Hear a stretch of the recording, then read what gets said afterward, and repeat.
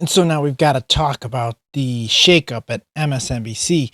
One of the leaders of the lamestream media, as I like to call it, Joy Reid, gone. Not going to miss her. Amen.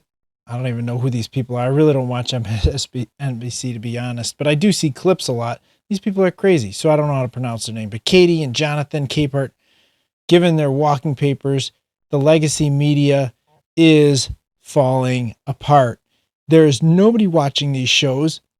These companies have finally accepted their fate as failing, but they still refuse to change. They have moved Peppermint Patty, Jen Psaki, into one of the, main high, well, let's put it in quotes, right? High volume slots. And it's going to do the same thing. They keep shuffling the same people, at least the same types of people, around through these time slots, expecting like it's going to be like a big success all of a sudden. They're like the kid on TikTok who keeps playing, doing the same dances, expecting to go viral, right? That's not happening. And so they still haven't accepted like the why. They understand the numbers. They're seeing the numbers. They're seeing the failure, but they haven't accepted the why yet, which is kind of the critical piece, right? Which is, so they'll continue to fail. And I'm here for it. I mean, these companies have just lied to our face over and over and over again. And here's Joe Rogan talking about the fact that they've been lying to us all this time. MSNBC is a ghost town. No one's watching these shows because they're all just lying. They're lying. They're still lying. They're lying constantly. And now, now they're lying about the Department of Government Efficiency, when before they were lying about pandemics and vaccines. It's not really the news. If it was the news, they wouldn't be paid for by the pharmaceutical drug companies. You can't have news right. Sponsored by the people that you're supposed to be reporting on, and then you never report on them. That's just crazy. And here's a person on the Tucker Carlson show doing an interview talking about the lamestream media and how big pharma has manipulated the mainstream news to basically repeat its messaging. But you're saying that pharma buys TV spots not to convince people to ask for specific drugs from their physicians, but to subvert the news business? This is an open secret working for pharma. Well, I never even thought of that. This is an open secret. The kind of silly ads you see between the news breaks, the points of that it's marginally to impact the customer, but the pharma's already got that. They've already bought off the doctors. They're good on that. No, this is an open secret. And so these are just a repeat of things that we've already know. Anybody who doesn't watch these shows because they're not hypnotized into believing the indoctrination that they're spewing, we already know that these lamestream media companies are lying to us, and they're bought and paid for by either big pharma, big tech, big ag, all these big companies, big corps that are looking to sell their product. And I'm not hating on those companies. They are just doing what any company would do. Try to get their product sold the best they can. But the media is lying to you, okay? The big ag, big tech, big pharma, they're not really lying to you in the respect that they're telling you I'm trying to sell my product. I don't think any one of them, if asked, wasn't going to tell you that they were trying to sell their product. That's their mission. But the mainstream media, the lamestream media as I call it, is telling you that they're selling you truth. They're selling you honesty, that they've investigated what they're telling you and that it is true. But you know what? They're lying because they haven't done the investigation. They've taken the money in their left hand and they're showing you what they've been paid to show you in their right hand. They are the current magician. So they're just lying. That's what makes it the lie, is that they're not telling you what they say they're telling you. I say this about conservative media because when they could say the same thing about conservative media, but the difference is conservative media doesn't tell you that they're unbiased. They tell you We are conservative media. We do have a conservative slant. If you like to listen to us, listen to us. But they also encourage you to listen to the other side. That's the difference. Okay? That's the main difference. Here's Joy Reid crying and telling you that she's not sorry that she did what she did and she played her cards the way she played them. But also that my show had value and that, I'm sorry, that that what I was doing had value. And in the end, I'm sorry, I try not to cry on TV. Again, what is it about these people on the left that they cannot contain their emotion when they're talking to a camera? You know, it's the same women who say, oh, I'm such an ugly crier. I'm ugly when I cry. Don't look. And then they take out their phone and they have to take a picture, a video of themselves crying, spewing their emotions for the world to see, not realizing that thousands, millions of people are going to be viewing this stuff, especially somebody like Joy Reid. It's just sad, really.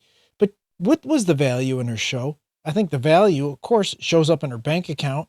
Ultimately, that was her value, because the lies that she told, the baloney that she spewed did not have any impact positively on the world. And here's a great example of her talking about how terrible conservatives are for not wanting to wear masks during Thanksgiving. These are the people who say the undocumented, who they get to call illegal immigrants, like the Pilgrims had permission to come here, have to suffer the consequences of their actions, right? They made the choice to overstay their visas or come into our country illegally. So if they get deported, consequences. But you right-wingers shouldn't have to suffer the consequences of your votes. You don't want to be around me because I voted for fascism. No fair. I'm coughing on you with COVID, but you want me to wear a mask for your safety? No fair. My body, my choice. Well, here's an alternative thought. Make your own dinner, MAGA. Make your own sandwiches. Wipe your own tears. Troll amongst yourselves with Elon and leave us alone. You got your heart's desire, the president you dreamed of and worship instead of Jesus. And this time, you didn't even have to storm the Capitol, smash the windows, or try to kill police officers or issue death threats to poll workers. See? You did it just by voting this time. Congrats. You got your way. And he even got away with breaking the law. Yay. But if you expect the 73 million who voted for the prosecutor, not the felon, and particularly the 92% of black women who voted for Kamala to give you a cookie for your vote, a trophy, a hug, a high five, you might be asking too much. If we want to eat with you, we will. But if we just want some peace over the holidays and we don't want to put up with your trolling while we eat our tofurkey, get over it. Stop acting like we owe you. And for God's sakes, stop whining. It's embarrassing. Our Thanksgiving, our choice. Speaking of embarrassing, that was embarrassing. I'm embarrassed. You ever feel that feeling when you're watching somebody and they're doing something so cringe that you're embarrassed for them? Well, that's what I felt watching that clip. I don't know if you felt it, but I felt it. But still, you know, there's no wonder that her show was canceled and she's out of job, because who wants to watch that crap? She's talking about whining. What the heck was that? It sounded like a whole pack of hyenas whining. But whatever. I think Donald Trump laid it out best on Truth Social. Let's put up his little post and I'll read it out. Lowlife chairman Comcast Brian Roberts, the owner of ratings challenged NBC and MSDNC, has finally got the nerve to up to fire one of the least talented people on television, the mentally obnoxious, racist Joy Reid. Based on her ratings, which were virtually non-existent, she should have been canned long ago, along with everyone else who works there. Also thrown out was Alex Wagner, sub on the seriously failing Rachel Maddow show. Rachel rarely shows up because she knows there's nobody watching. And she also knows that she's got less television persona than virtually anyone on television, except perhaps Joy Reid. Then there's, of course, the low IQ con man Al Sharpton, who has perhaps the lowest TV ratings in the history of television. But what is he doing to Brian Roberts to stay on the air? This whole corrupt operation is nothing more than an illegal arm of the Democratic Party. They should be forced to pay vast sums of money for the damage they've done to our country. Fake news is an unpardonable sin! ! Another great post on Truth Social by Donald Trump, basically calling out what we've all seen. Of course, he's doing a little bit of trolling, a lot of jabbing, throwing some left hooks and some right uppercuts, of course. But he is calling out what we've been seeing for a long time, that the mainstream media is a fraud. Now here's Carrie Lake, who's talking about the same issues. I really came down on my speech on the media. Just when you think the media can't get worse, we call it the fake news, I'm calling it fake journalists out there.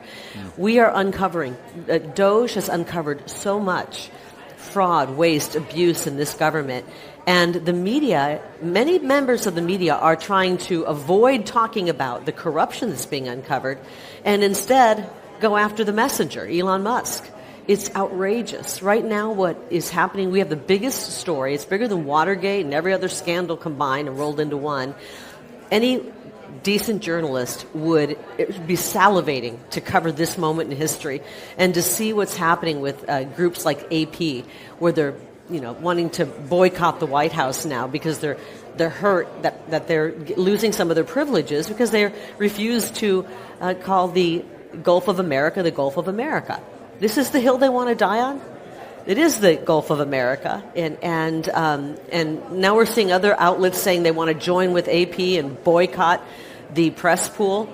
The thing that I'm really disturbed about what I'm seeing in the press pool is we get the same mainstream media asking the same type of questions rather than saying, hey, tell us more about what you found when you dug into USAID or the Department of Education or whatever department they're in, the Department of Defense. They're going to be looking at that and taking a look and auditing that. Instead of asking pointed questions, they're, like I said, pushing the narrative through their line of questioning, which is attacking the messenger, Doge, attacking Elon. And we need to move into questions that the American people want asked. And so I'm hoping we'll see more of that. And of course, you always have to question when the media is telling you what to think instead of asking the appropriate questions to the experts or the politicians. And they're not asking the questions that we want them to ask. Like Carrie Lake points out, they're asking the questions that lead you to what you should believe according to them.